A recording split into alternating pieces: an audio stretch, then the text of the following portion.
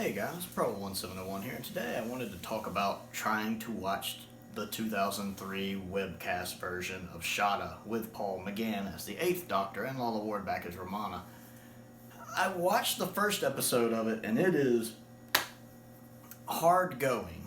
The animation, which I know this came out in 2003, and for the time the animation is pretty decent. I mean, it's basically flash animation, which in 2003, the internet wasn't what it is now.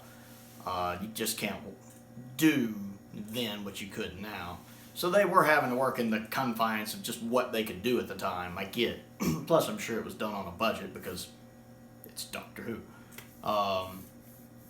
But compared to having never seen it before, I've seen.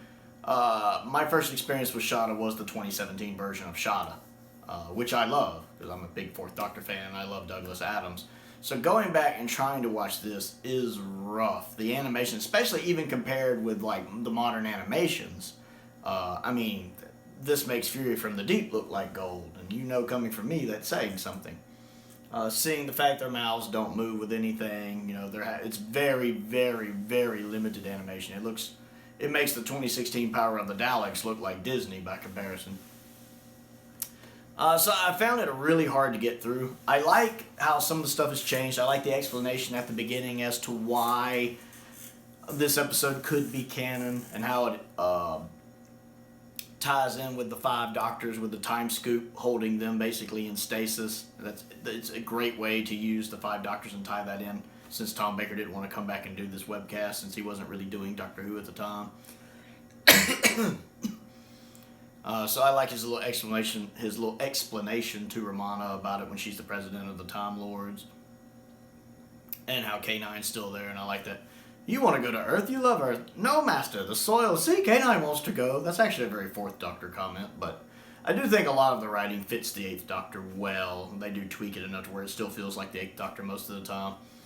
I like when he's explained to her, I came to do such and such, which has to do with who and who, or whoever, I forget. Romana, you should have been a historian. Romana's just like, I should have been a nursemaid. I am a historian. I love that line. There are some nice little tweaks in here that I enjoy in the story. The guy who's doing the villain, I forget his name, Skyroth or whatever his name is, who's voicing him, does a pretty good job. It's not as good as the original actor. I don't think it's the original actor anyway. But he does fine. The character designs, I think, are done pretty well, except the Professor, because the Professor Chronosis doesn't look like the Chronosis in the episode, and that's who I'm used to.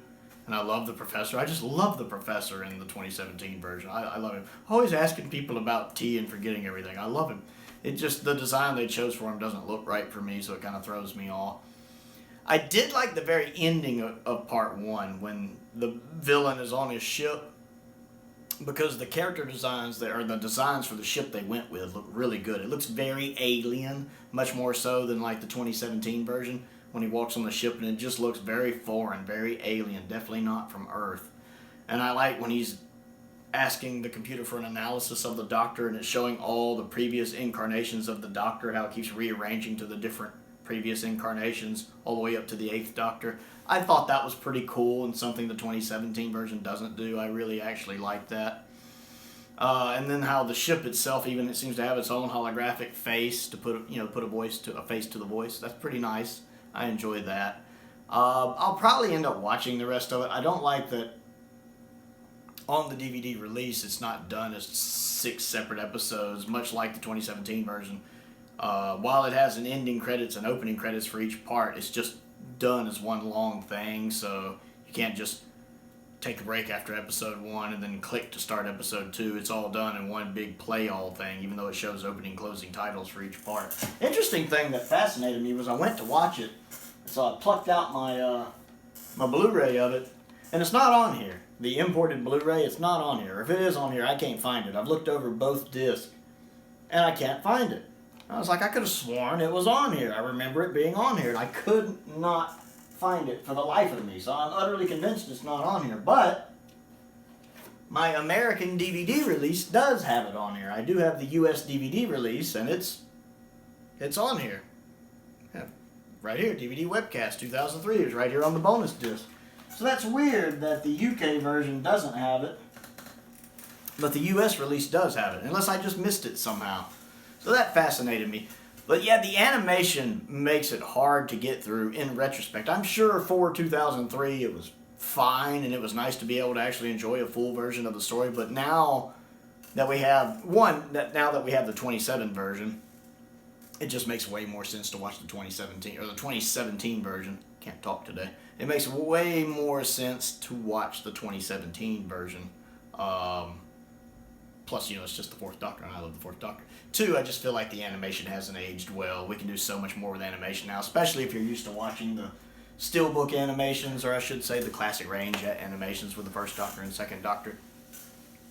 And the leaps and bounds ahead, trying to go back and get through this strikes me as difficult. I do want to watch all of it at some point, and I'm not going to do a review for each episode. I'll just do a review for the whole thing when I finish it, but it's a little hard to get through, I'm going to be honest, especially having seen the 2017 version, and I really like it. It's kind of hard to go back and sit through this. So what do you think of the 2003 webcast version of Shada with the 8th Doctor? Do you like it? Do you dislike it? Do you think it's aged well? Do you think it's aged very badly? What do you think of the animation? I would like to know what you guys think, so let me know down in the comments below. I also would prefer, if you don't mind, clicking the subscribe button if you haven't yet. I always enjoy trying to grow the channel. I'm trying to reach 1,000 subscribers. I also have a Patreon. If you like what I do and would like to contribute to what I do, there is a link to that down in the description below as well. Most importantly, though, thank you for watching.